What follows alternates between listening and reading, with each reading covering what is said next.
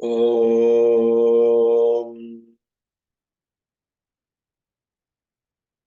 Om.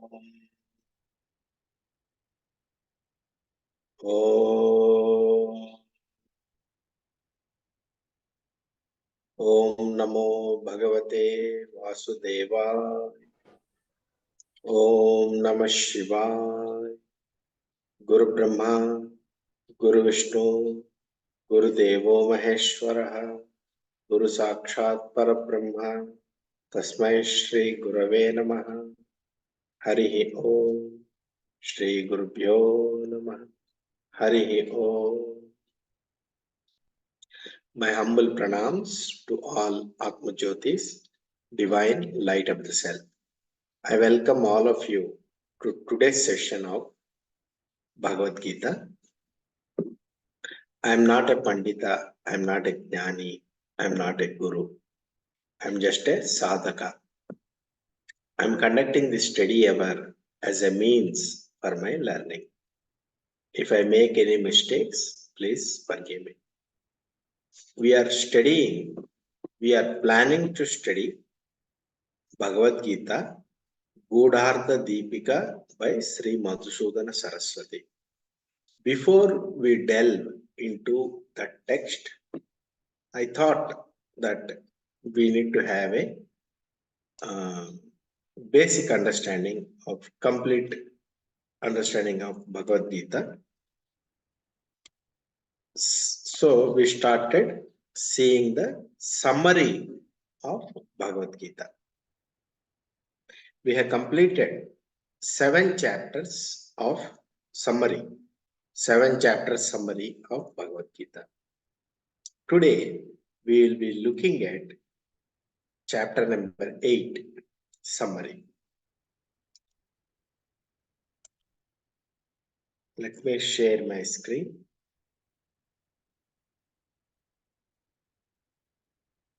Chapter number 8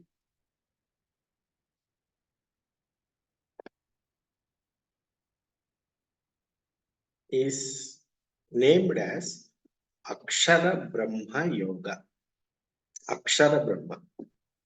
Kshara means which gets destroyed. Akshara means imperishable. Imperishable Brahma Yoga. Brahma means supreme being, supreme truth. Imperishable supreme truth yoga. How do you attain yoga with that? So, Tat. Tat means that. What is that? That is Ishvara, God. How do you attain Supreme Lord? Through Jnana and Vijnana. Jnana means knowledge and Vijnana means wisdom. I'll tell you a small difference between Jnana and Vijnana. Jnana means what you learn from the books. Vijnana means your experiential knowledge. Jnana, in the book, it says, fire burns. That is Jnana in this context. What you acquire through the books. A child does not know that fire burns. Mother says to him or her, to the child, fire burns. Child does not understand. But when the child puts its finger in the fire, it will learn for a lifetime that fire burns. This is Vijnana, experiential knowledge. The child will never again put its finger in fire again. Similarly, you learn the attributes of Ishvara, omnipresent, omniscient, omnipotent, from the textbooks, from the scriptures. You will learn about it. Every book says God is that, God is this. It is like a jnana. There is no wisdom in that. You will learn God is like that, but there is no experiential knowledge. Whereas Vijnana, by learning, by listening to the teachings of a Sadguru, Shravana, Manana, Nididhyasa, there comes a spark in your mind. Ah, this is God. This self is God. I am that. The consciousness in me is God. There comes a spark, divine spark, that is called aparoksha jnana,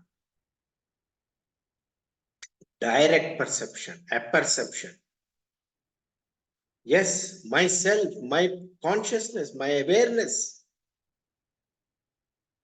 is divine. This is, see, for knowing a book, I need eyes.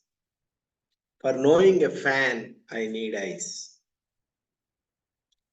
It is indirect knowledge. It is a perception. It requires the help of indriyas, the sensory organs. It requires the help of a sensory organ. It is called pratyaksha. But without the sensory organs, you cannot know the objects in the world. But to know that I exist is a direct apperception. I exist is a direct aparoksha jnana. You don't require any sensory organs to know that you exist. It is not dependent on any tool. It is a direct knowledge. That is Vijnana. It's a directly available knowledge. Everybody learns from books, from religious heads, what God is, how to do puja and all. But that is not real knowledge. That is dependent knowledge, indirect knowledge.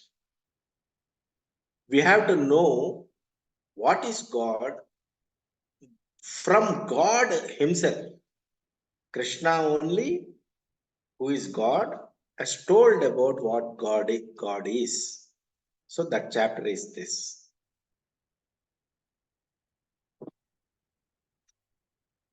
1 to 4 subsections, questions about nature of God.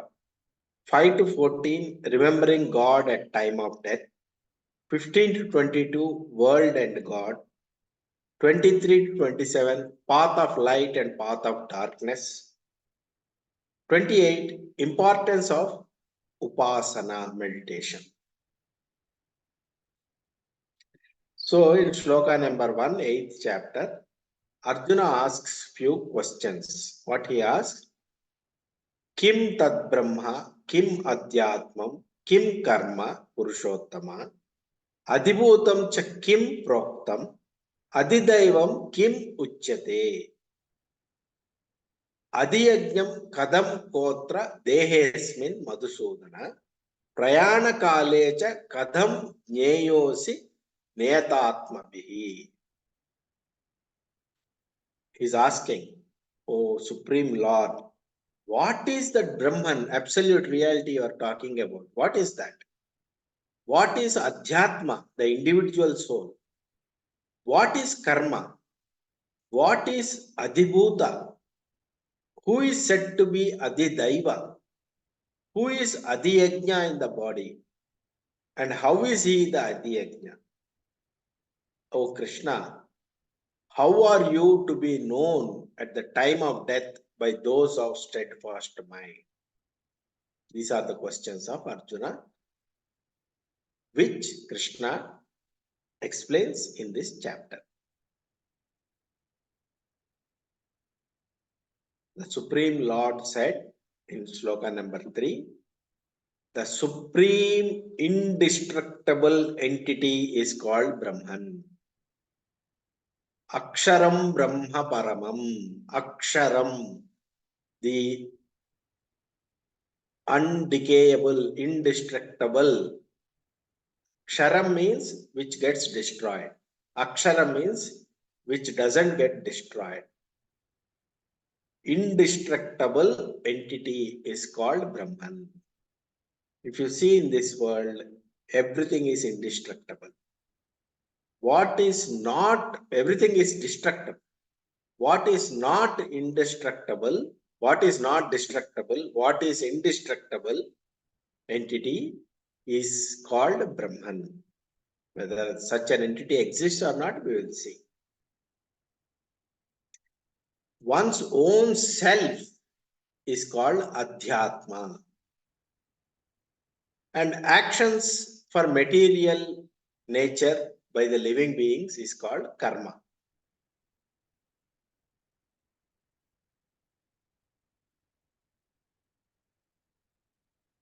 The physical manifestation that is constantly changing. The world, as you see, the Prakriti, the nature, everything is constantly changing.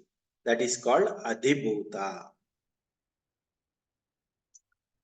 And the universal form of God, which presides over the celestial gods in this creation, is called Adidaiva. And I, Krishna is saying, when he refers I, it is the transcendental form of Krishna. I, who dwell in the heart of every living being. How does he dwell in the heart of every living being? Heart here is the intellect, and he exists in every being as the awareness. He is called Adhiyajna, or the Lord of all sacrifices. He exists as the I am in me, the I am in you, I am in everyone. He is called Adhiyajna. Krishna is called Adhiyajna.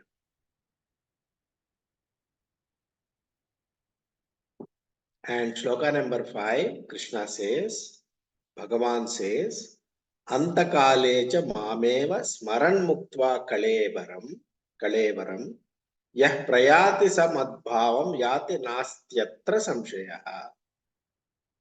At the time of death, those who remember me means the Atma, the Brahman, at the moment of death will come to me, to Krishna. If you remember Krishna at the time of death, you will go to Krishna. There is certainly no doubt about this.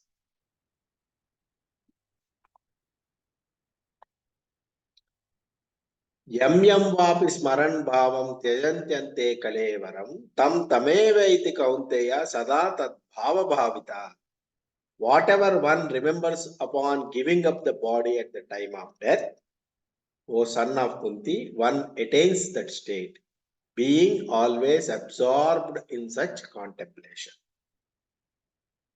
So you should not say, okay, I'll live my life, and at the end moment when the death comes, I will remember God and be saved. It is not possible, because whatever is your habit will rise up at the time of last minute, and that whatever is the essence of your life, whatever you have spent your life, whatever you have thought in your life, throughout the lifespan, whatever you have spent your thought cycles on that, only that thought will be there in the last minute also, because mind is accustomed to that. Based on that, next life will be determined. There are two stories in Bhagavatam. In Srimad Bhagavatam, there are two stories. There is a person called Ajamila. He is a pious Brahmin and he studied Vedas. He did many tapasya. But he had a son called Narayana. But over a period of time, he fell into bad habits. he fell into the snare of a woman and left family, and he led a immoral life. And he did many immoral acts in the process. Bad karma he did. But at the time of death, when the Yamadutas came, the messengers of death came. They are very fearful, frightening. Looking at them, he got very much afraid. And he was very much attached to his son Narayana. Then he cried out loud, Narayana, Narayana. At that time, he remembered all his earlier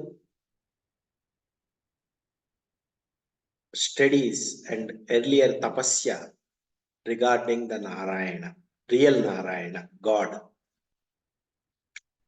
When he remembered God Narayana, by way of crying out loud to his son Narayana, as soon as he remembered the latent vasanas about God Narayana came up, Narayana, the Vishnu Dutas appeared. Vishnu Dutas appeared, and they prevented the Yamadutas from taking the Ajamila to hell, and they took Ajamila to Vaikuntha. This is the story. So, whatever is the predominant thought process in life, that will take over at the time of death. There is another story in Bharata, in Bhagavatam, called Bharata's story. There is an emperor called Bharata. He ruled kingdom very dharmic way. He ruled for a very long time in a dharmic way. And when he became old, he gave his kingdom to his son, told him to rule the kingdom in a dharmic way, and he retired to forest to do tapasya. He started doing tapasya. There, one day when he was doing puja, he saw a deer. A deer gave birth to a doe and died. The deer died because some tiger ate it up.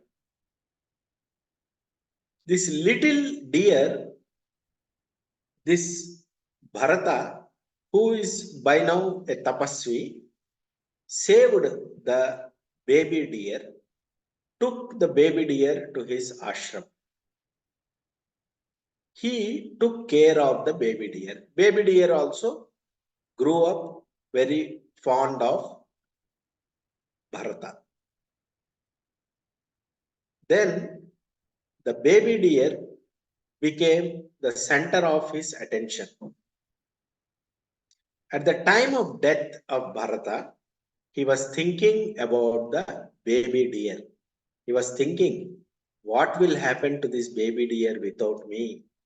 This baby deer nobody will be taking care of this baby deer.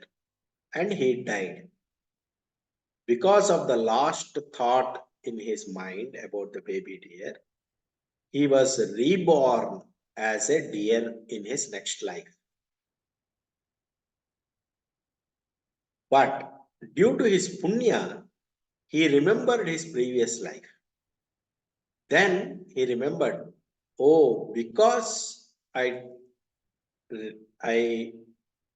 took the name of baby deer at the time of death, I got this body called deer. So he remembered that. So he stayed near Rishi's ashrams and listened to the satsangs as a deer. When he died as a deer, he was reborn as a human being again. When he was reborn as a human being, he remembered his previous lives. He remembered that as King Bharata, he was thinking about deer and he took birth as a deer. So, as human being, he did not think of anything else except God in this new life. He learned his lesson. So much so that he did not talk to anybody. And in this life, he remained like a deaf and mute person, not talking to anybody, not responding to anybody, only thinking about God. So he is named as Jada Bharata. Jada means insentient, stone like. He is named as Jada Bharata. In that life, one king on the path encounters Jada Bharata and inquires about Atmajnana, and only then Jada Bharata teaches Atmajnana to king. This is the story in Bhagavatam. And in this life, Jada meditates on God only, and when he dies, leaves his body, he remembers God and he merges in the totality, in the God. These are the two examples given in Bhagavatam story. Therefore, whatever one remembers upon giving up the body at the time of death, O son of Kunti, one attains that state, being always absorbed in such contemplation. This is what is the meaning of this shloka. And who is God? The definition is given here. Kavim Puranam Anushashitaram Anoraniyan Samanusmaretya Sarvasya Dhataram Achintya Rupam Aditya Varnam Tamasah Parasta Prayana Kale Manasachalena Bhaktya Yoga Balena Chaiva Bhruvor Madhya Pranam Aveshya Samyak Satam Param Purusham Upaiti Divyam. Two shlokas here, 9 and 10. Very important. Kavim Puranam Anushasitaram Anoraniyan Samanusmaritya Sarvasya Dhataram Achintya Rupam Aditya Varnam Tamasah Parasta. This is the description of Supreme. God is omniscient, the most ancient one, the controller, the one who controls us, subtler than the subtlest, support of all, possessor of an inconceivable divine form, Achintya Rupam, you cannot think about God, Aditya Varnam, brighter than the sun, Tamasah Parastat, beyond all darkness of ignorance. And second sloka, Prayana Kale means at the time of death, Manasa Chalena, with unmoving mind attained by the practice of yoga, Yoga Balena Chaiva, fixes the prana, Bhruvor Madhye, at the eyebrow center, Agna Chakra, at this point, and steadily remembers the divine Lord with great devotion, certainly attains him. Here is the technique. So, it is not possible at the time of death to put prana here. You have to practice it while alive now. You have to continuously practice it, keeping your mind here and thinking about God. Then at the time of death, naturally your prana will move here by habit, and you will think about God and you will merge with God.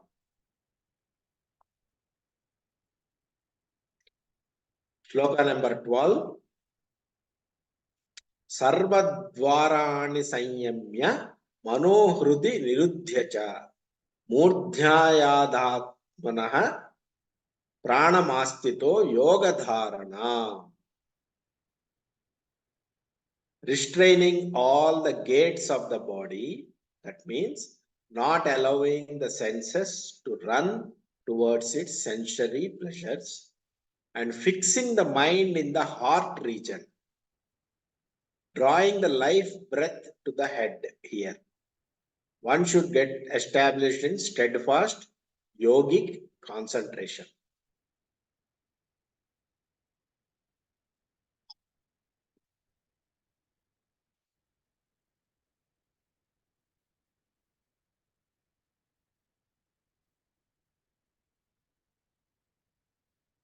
Om ityekaksharam brahma vyaharan manusmaran yah prayati tyajan deham sayati paramam gatim. Om. This is the representation of God. That sound is the representation of God. Om is God. One who departs from the body while remembering me, the Atma, the super soul, supreme Brahman, the supreme personality, and chanting the syllable Om and keeping the mind here. This is the practice lifelong one has to do. One will attain the supreme goal.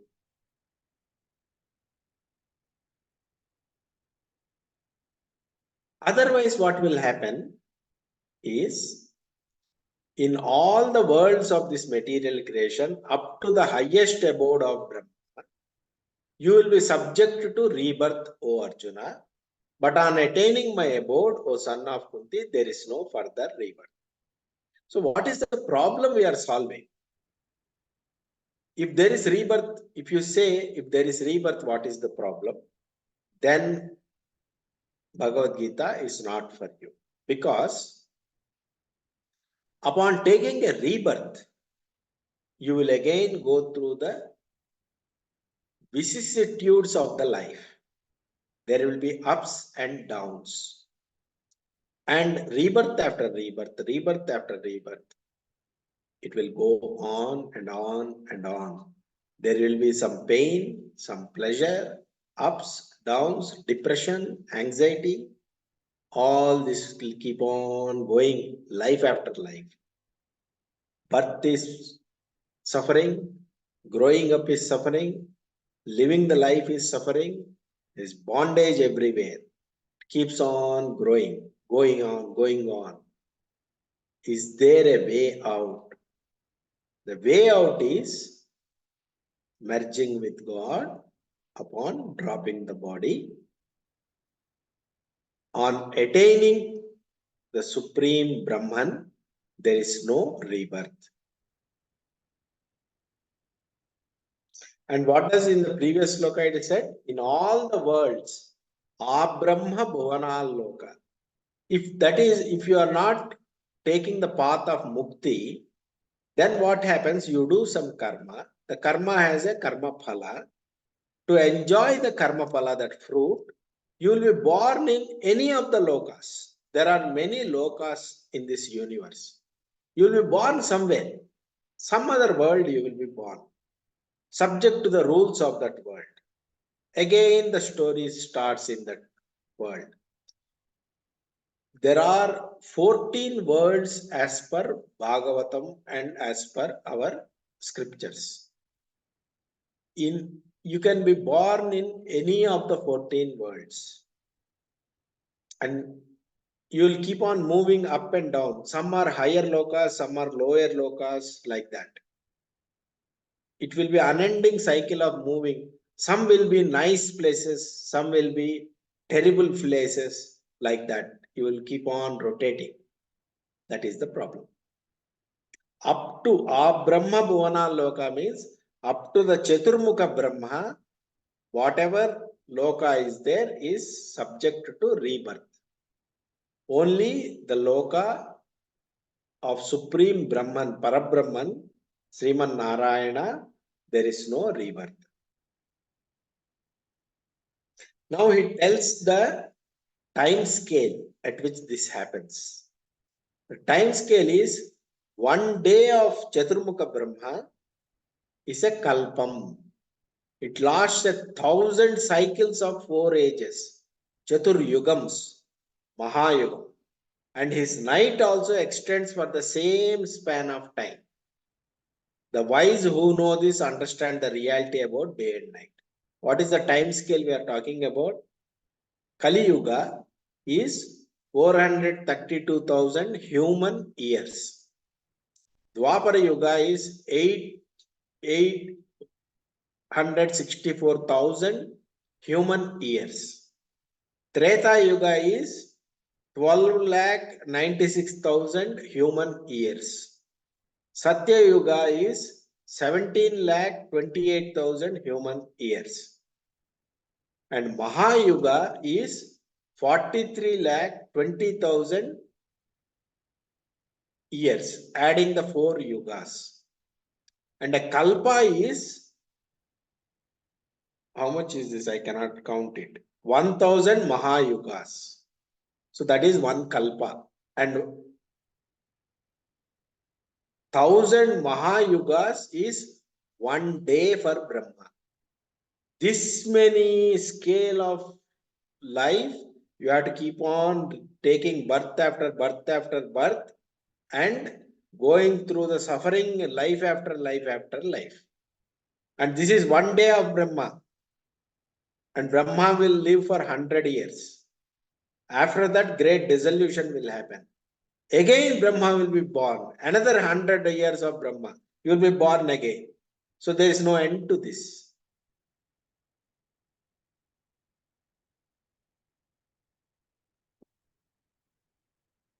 So what Supreme Lord is saying is that transcendental to this manifest and unmanifest creation, there is yet another unmanifest eternal dimension. That realm does not cease to exist, even when all this manifest, unmanifest continues to do. The eternal avyakta will keep on going, will be there, which is the basis of all. That unmanifest dimension is the supreme goal, and upon reaching it, one never returns to this mortal world of suffering. That is my supreme abode. Say Krishna's abode. The supreme divine personality is greater than all that exists. Although he is all pervading and all living beings are situated in him, yet he can be known only through devotion, bhakti. And then he talks about the different paths each person will take.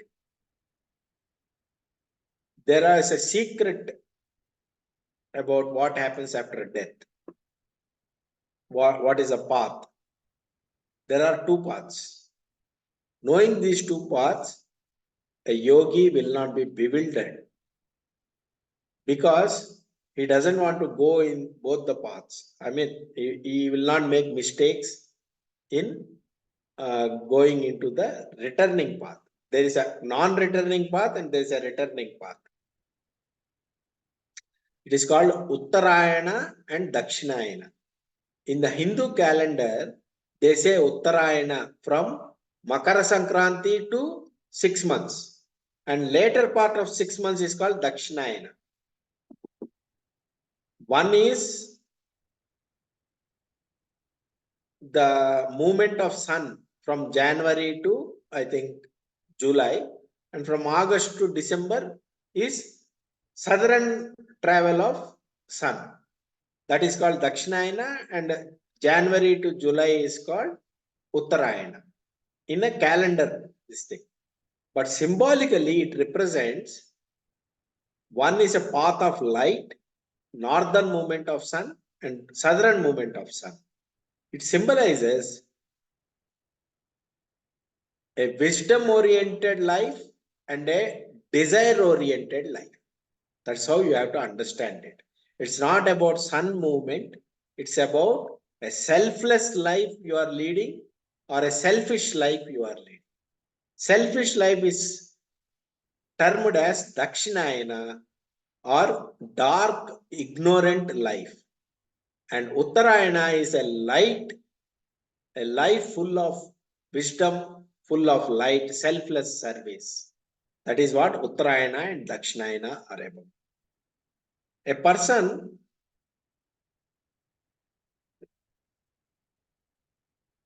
and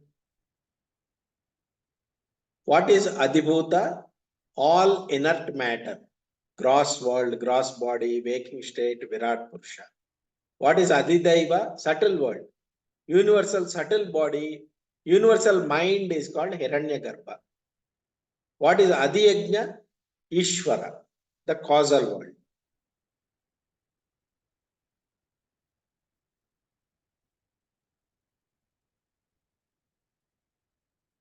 What is death? Death is, this is gross body, matter. There is a subtle body called mind. The mind, which is called subtle body or the individual soul, Jivatma, disassociates with the body and moves on to another body. That is called death of the body. But as such, a person is never dead. There is no death for the soul. The mind or the subtle body disassociates with this body and associates with another body. That is birth, this is death. When the subtle body mind associates with a body, it is called birth. When the subtle body mind disassociates with the body, it is called death of the body.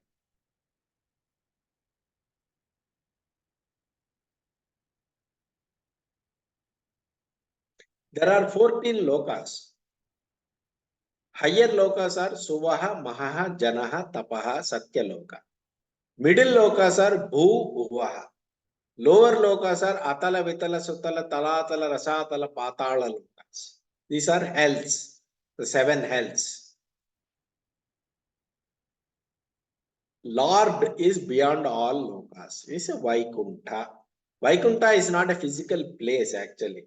You can have Vaikuntha here also.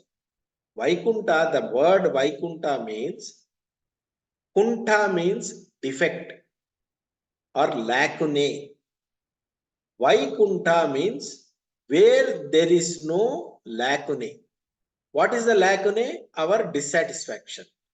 If we are contented, satisfied, that is Vaikuntha. That is the real meaning of Vaikuntha.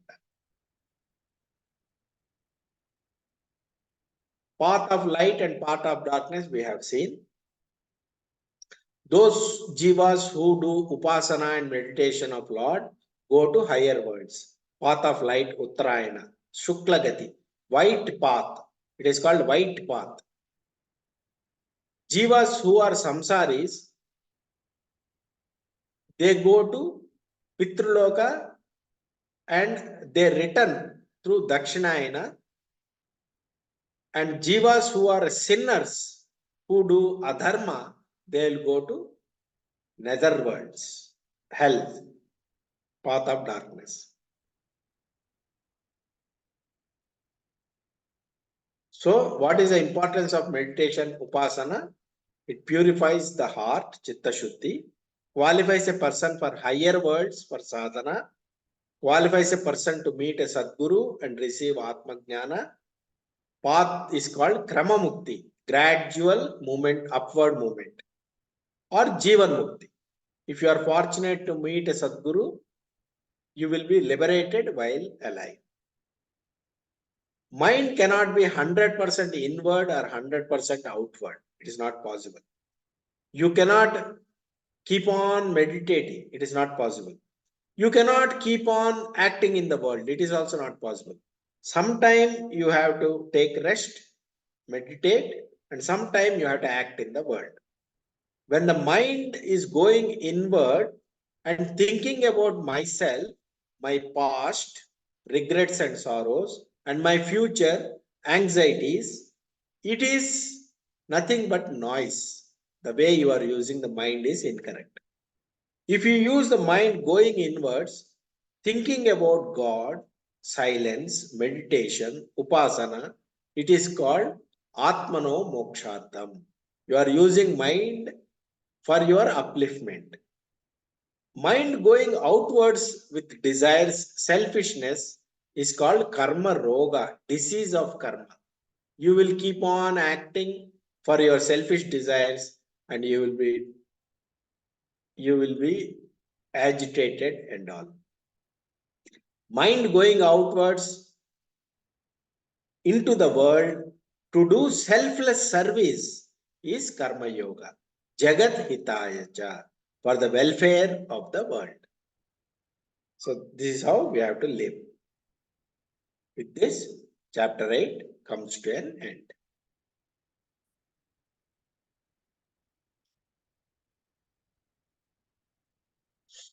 Any comments or any questions?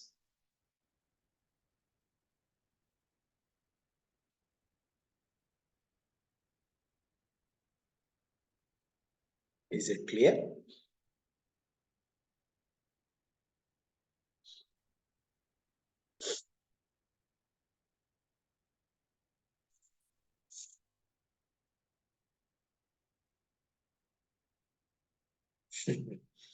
Why does Vaikunta Ekadasi celebrated? See, there is, I'll tell you, I will not answer you directly. I'll tell you one thing. Our scriptures are of different types. There is Veda. Veda. Veda is further classified into Karma Kanda, Upasana Kanda, and Jnana Kanda. Jnana Kanda consists of Upanishads. Upasana Kanda consists of meditation on the Supreme Being with a visualization and all. Karma Kanda is about doing rituals, how to do the rituals, how to put the yajna, how to do yajna, how to pour ghee, what mantras to chant. So almost 95% of Veda is Karma Kanda. It tells you how to do karma. About 4% is about Upasana Kanda. How do you do meditation on God as a person? And about 1% or less than 1% is a Jnana Kanda, which is Upanishads. Okay, so this is the scheme as per the Vedic scheme. We are very much far away from Vedic culture. Vedic culture was formed some 10,000 years ago. Now, after lot of years have passed, during Mahabharata time, Puranas were composed. Puranas were composed by Vedavyasa Maharshi, written by Vedavyasa Maharshi. Puranas talk about God as a personality, Devatas as a personality in a story form.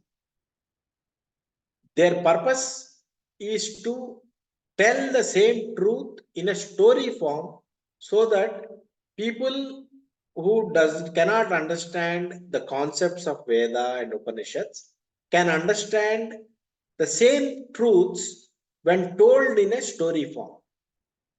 So what happened is people forgot about Vedic knowledge. The way of Veda has been forgotten. Only select few who are Vedic Pandits, they follow the Vedic path. Very select few Vedantins, very select few study Vedanta, which is a rational way of looking at things.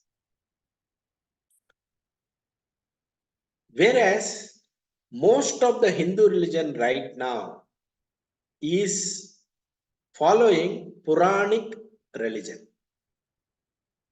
Whatever written in the stories, whatever forms described in the stories became gods. And we are following that. And many people wrote so many things like this is a festival, that is a festival. Uh,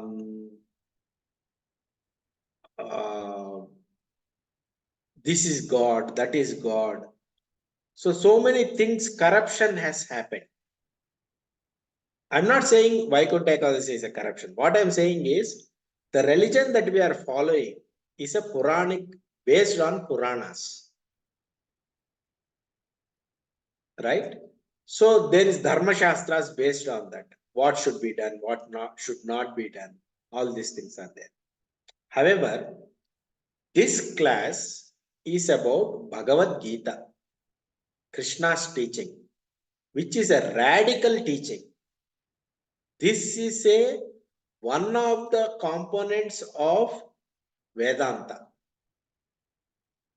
Krishna says, evolve from doing rituals, evolve into doing a selfless act. Okay, that is Krishna's teaching. And have jnana, wisdom.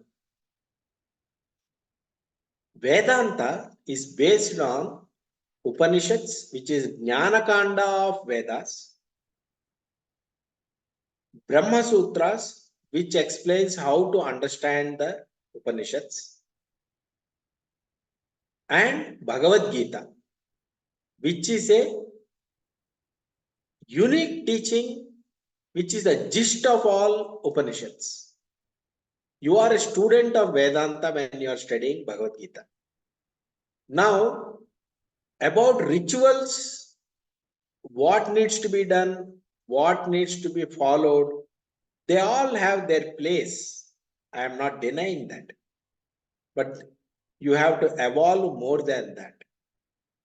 When you are talking about Vedanta, you have to keep a fundamental aspect in your mind. You are Atma. Atma means Nitya Shuddha Buddha Mukta Asanga Swabhavam. You are Atma, you are Supreme Being. You have no karma. You are pure. You don't have to do any vratas, homas, or anything. This is a fundamental premise of Vedanta. Of course, in the process of evolution, they have their place. But since you have come to Vedanta, you have to take yourself into a higher level and look at things from the consciousness perspective. As a consciousness, you are already Brahman.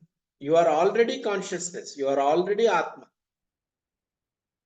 By doing Upavasa, Ekadashi Vrata, or Vaikuntha Ekadashi, or Japa, Puja, you are not going to attain Brahmanhood. You are already Brahman. You have to recognize that. Now, coming to I hope I have answered your question in some way. Now, coming to your question, why do we do Vaikuntha Ekadashi? That has relevance in the Puranic religion. I am not a master of that religion. So I cannot answer that way. I can only answer in this way. I hope I have answered you in some way. Can you please tell me whether you got the answer? Okay. Sri Deviji, you want to ask something?